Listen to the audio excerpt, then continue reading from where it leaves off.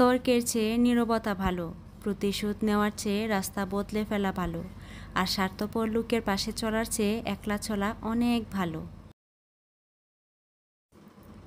বিসমিল্লাহির রহমানির রহিম। আসসালামু আলাইকুম। আমি ইয়াসমিন আক্তার, ইয়াসমিনিয়া ব্লগে জানাচ্ছি সবাইকে স্বাগতম। দেশ ও দেশের বাইরে, কাছে বা দূরে, যে যেখান থেকে আমার ভিডিওটি দেখছেন বা দেখছেন না, আশা করি আলহামদুলিল্লাহ সবাই ভালো আছেন। আমরাও আলহামদুলিল্লাহ অনেক বেশি ভালো আছি। অনেক দিনের বায়না ছিল দুইটি কেক বানানোর, সেজন্য ছোট ছোট দুইটি কেক বানিয়ে নিয়েছি। আর বায়নাটা করেছিল আমার মেয়ে, অনেক দিন ধরে বলছিল কেক বানাও, তো সময় সুযোগ হয়ে উঠছিল না। একদিকে গরম, অন্যদিকে গরমের কারণে আলসেমি লাগছিল। তারপরও মেয়ে যেহেতু বায়না করেছে, বানিয়ে না দিলেও দেখতে ভালো দেখা যায় না, সেজন্য বানিয়ে দিয়েছি। কেকটা রাতে বানিয়েছিলাম, এখন হচ্ছে সকালবেলা আজকে ফার্স্ট, অনেক দিন পরে জুনানার স্কুল খুলেছে।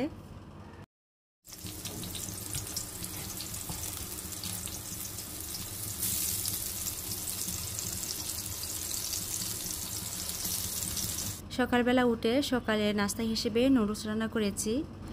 সকালের নাস্তা হিসেবে আমার কখনো নুডলসটা রান্না করা হয় না, তবে মেয়ের বায়না ছিল প্রথম দিন যখন স্কুল খুলবে নুডলস রান্না করে দেওয়ার জন্য, সেজন্য সকালে উঠে নুডলসটা রান্না করেছি। তারপরে ভাবলাম যে যেহেতু নুডলসটা রান্না করছি, আজকে সকালে নাস্তা হিসেবে এটাই থাক, অন্য কিছু আর রান্না করব না। আমরা সবাই জানি প্রচণ্ড গরম পড়েছে, গরমে সবাই অস্থির অবস্থা। সূর্যের তাপ তো আছে, তার সাথে যদি আগুনের তাপটা একসাথে মিলিত হয় তখন কেমন লাগে বলেন। সেজন্য চেষ্টা করি যেন তাড়াহুড়ো করে রান্নাঘর থেকে বের হই, শর্টকাট যতটুকু করা যায় ততটুকুই করে আপাতত চলছি।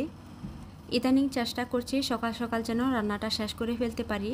সকাল সকাল রান্নাটা শেষ করে ফেললে কিন্তু অনেকটা আরাম লাগে।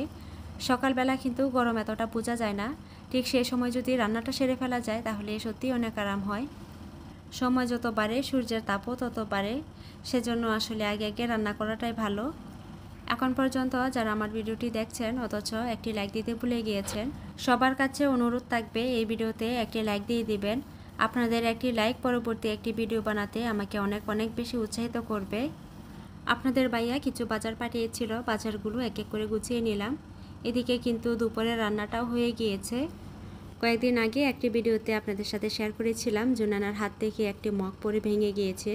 তার আগেও কিন্তু একটি মগ সে ভেঙে ফেলেছে। পানি খাওয়ার জন্য দেখা যায় যে মাঝে মাঝে কোনো গ্লাসই খুঁজে পাই না, সেজন্য ভাবলাম শোকেসে যেহেতু কয়েকটা মগ আছে সেগুলো নামিয়ে নেই। শুধু যে পানি খাওয়ার জন্য নামিয়েছি ঠিক তা না, চা খাওয়া হয়, কফি খাওয়া হয়। যদিও এখন গরমকাল, গরমে এই জাতীয় খাবারগুলো কম খাওয়া হবে, তবে শরবত খাওয়ার পরিমাণটা বেড়ে গিয়েছে। এখন যে ভিডিওটা দেখতে পাচ্ছেন এটা হচ্ছে অন্য একটা দিনের ভিডিও। এই ভিডিওটি সকাল থেকে শুরু করেছি। সকালে উঠে ডাল ধুয়ে আমি চুলার উপরে বসিয়ে দিয়েছি। কালকে রাতে আপনাদের ভাইয়া কয়েকটা আনারস নিয়ে এসেছে, সেগুলোই আমি এখন বের করছি। রাতে বের করে রাখতাম, তবে রাতে আমি দেখিনি, সে এসে আসলে রান্না করে রেখে দিয়েছে, আমি শুয়ে পড়েছিলাম। তো সকালে উঠে রান্না করে যখন আসলাম তখন দেখলাম পলিথিনের ভিতরে কিছু একটা আছে। এই তো আনারসগুলো বের করে নিচ্ছি। এখান থেকে একটা আনারস আলাদা করে রাখবো, আর বাকি তিনটা আনারস একটি ঝুড়িতে রেখে দিব। সকালবেলা নাস্তাটা করে আনারসটা খাওয়া হয়েছে। মাশাআল্লাহ, আনারসটা খেতে ভালো লেগেছে, আনারসটা মিষ্টি ছিল। এখন পর্যন্ত যারা আমার ভিডিওটি দেখছেন অথচ আমার চ্যানেলটিকে সাবস্ক্রাইব করেননি, আমাকে ভালোবেসে আমার পাশে যদি থাকতে চান, আমার এই ছোট্ট পরিবারের সদস্য হতে চান, তাহলে প্লিজ আমার চ্যানেলটিকে সাবস্ক্রাইব করে নেবেন। পাশে থাকা অল অপশনটা অবশ্যই অন করে নেবেন, এতে করে পরবর্তীতে আমি যদি কোনো ভিডিও আপলোড করি তার নোটিফিকেশান আপনার কাছে পৌঁছে যাবে, আর আপনি চাইলে সময় সুযোগ মতো আমার ভিডিওগুলো দেখে নিতে পারবেন। আর এই কাজগুলো যারা অলরেডি করে ফেলেছেন তাদেরকে জানাচ্ছি অসংখ্য অসংখ্য ধন্যবাদ। ডালগুলো যে চুলার উপরে বসিয়েছিলাম, ডালগুলো কিন্তু সিদ্ধ হয়ে গিয়েছে। এদিকে আমি আমটা ছিলে নিচ্ছি, আম দিয়ে ডাল রান্না করব। যদিও টক আমার বেশি পছন্দ না, তবে গরমকালে টক খাওয়া ভালো। কাঁচা আমের সিজনটা এমন একটি সময় লেগেছে যখন কিনা টক খাওয়াটা অনেক বেশি জরুরি। গরমে এই সময়টাতে টকটা সবাই অনেক বেশি পছন্দ করছে। আপনাদের ভাইয়া টক অনেক বেশি পছন্দ করে, সেটা শীতকাল হোক বা গরমকাল, আর আমার ক্ষেত্রে সেটা পুরোটাই উল্টো। শীতকাল হোক বা গরমকাল টক আমার একদমই পছন্দ না। তারপরও স্বামীর জন্য রান্না করতেই হয়, সেজন্য রান্না করছি। যখন রান্না করে ফেলি তখন কিন্তু টুকটাক খাওয়া হয়, এমন না যে খাওয়া হয় না। এই তো ডাল মোটামুটি রান্না হয়ে গিয়েছে, বাগারটা দিয়ে দিয়েছি, এখন ধনেপাতাও দিয়ে দিচ্ছি। এখানে আমি বিলাতি যে ধনেপাতাটা পাওয়া যায় সেটা দিচ্ছি। আমি কিন্তু চুলার জালটা অফ করে ফেলেছি। আমি সবসময় চেষ্টা করি ধনেপাতাটা সবার শেষে দেওয়ার জন্য। অনেকেই ধনেপাতাটা সিদ্ধ করে ফেলে, তবে সেটা আমার কাছে ভালো লাগে না।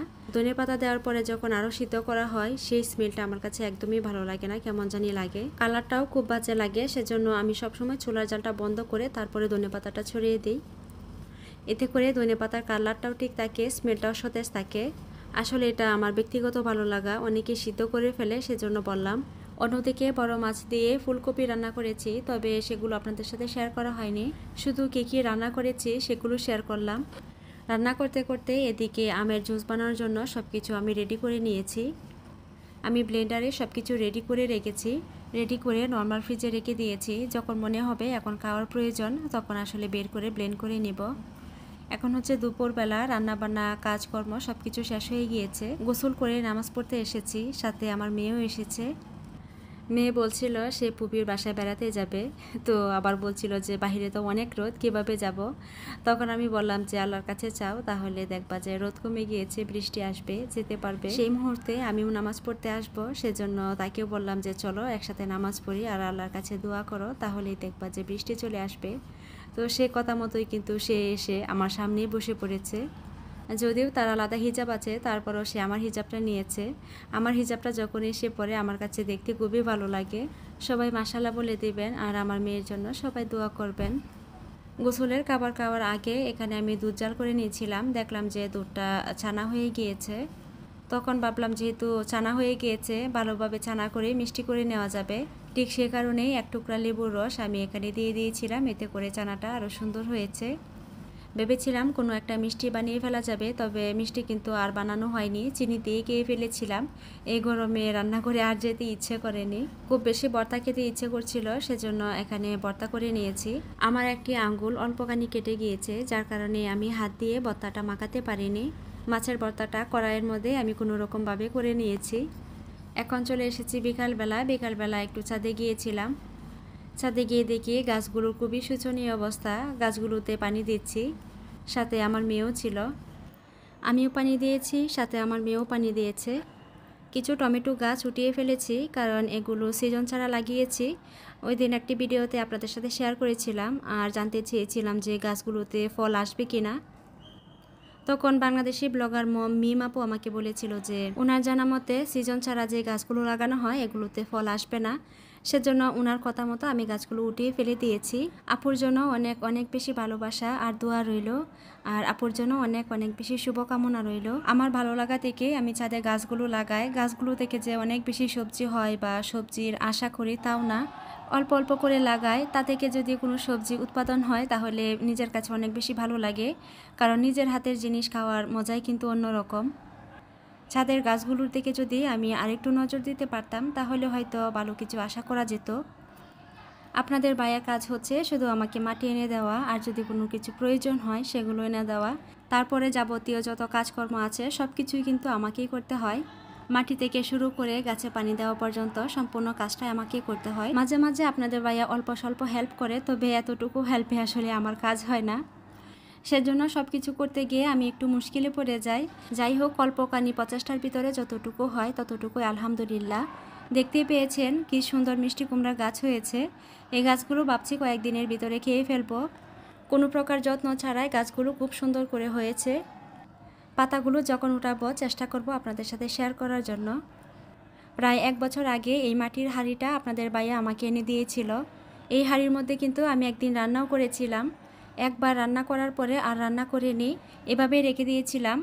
তো দেখলাম যে উপর দিকে ছাল উঠে যাচ্ছে, সেজন্য ভাবলাম যে এটা দিয়ে আর রান্না করব না, এটার মধ্যে সুন্দর করে রং করে নেই। এটার মধ্যে সুন্দর করে যদি রং করে কোনো কিছু করতে পারি তাহলে হয়তো ভালো লাগবে। শুধু শুধু পড়ে থাকার চেয়ে কিছু একটা করে নেওয়া ভালো, সেজন্য এটা রং করে নিচ্ছি। আমার কাছে বর্তমানে যে রঙগুলো আছে সবগুলো রঙই কিন্তু প্রায় শেষ দিকে। মনে হলো যে অরেঞ্জ কালারটা অনেকটাই আছে, কারণ এটা দিয়ে তেমন কোনো কাজ করা হয়নি, সেজন্য এই কালারটা নিয়েছি। পুরো হাঁড়িটাই কিন্তু আমি অরেঞ্জ কালার করব না, অন্য কোনো কালার অ্যাড করব। তো আজকে পুরোটা আপনাদের সাথে শেয়ার করছি না, অন্য কোনো একদিন দেখাবো যে আমি হাঁড়িটা কিভাবে রং করেছি। আশা করছি ভিডিওটি আপনাদের কাছে অল্প হলেও ভালো লেগেছে। পরবর্তী একটি ভিডিও দেখার আমন্ত্রণ জানিয়ে এখানে শেষ করছি। সবাই ভালো থাকবেন, সুস্থ থাকবেন, নিরাপদে থাকবেন, আমার জন্য দোয়া করবেন। আল্লাহ হাফিজ। আসসালামু আলাইকুম।